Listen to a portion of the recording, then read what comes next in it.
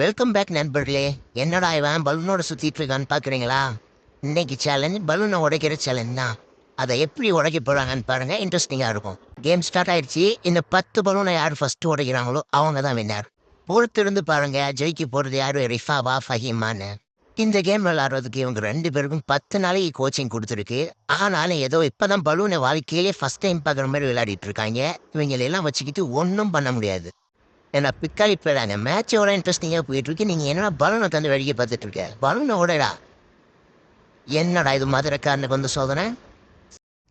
ரிஃபா எவ்வளோ இன்ட்ரெஸ்டிங்காக விளையாடிக்கிட்டு இருக்கு. பின்னாடி ஒருத்தனை பாருங்க, பலூன் கூட சண்டை போட்டுக்கிட்டு இருக்கான். இவன் இந்த பலூனை எப்போ உடைப்பான்னு நம்மளும் பார்ப்போம். 1 வருடத்திற்கு பின்பு.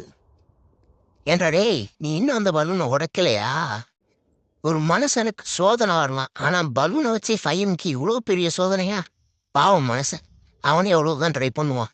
வெற்றிகரமாக ரிஃபா கடைசி பலூனையும் உடைத்து முடிக்கப் போகிறார். உடைத்து முடித்து விட்டார். அந்த வின்னர் இஸ் ரிஃபா. மேட்ச் முடிஞ்சா என்னப்பா, எத்தனை வருஷம் ஆனாலும் சரி எல்லா பலூனையும் உடச்சி முடிச்சுட்டு தான் நான் வீட்டுக்கு போவேன் அப்படின்ற முடிவோட ஃபைம் அந்த கேமை தொடர்ந்து விளையாடிக்கிட்டே இருக்கார். இந்த வீடியோ பிடிச்சிருந்தா மறக்காமல் லைக் பண்ணுங்க, ஷேர் பண்ணுங்க, சப்ஸ்கிரைப் பண்ணுங்க.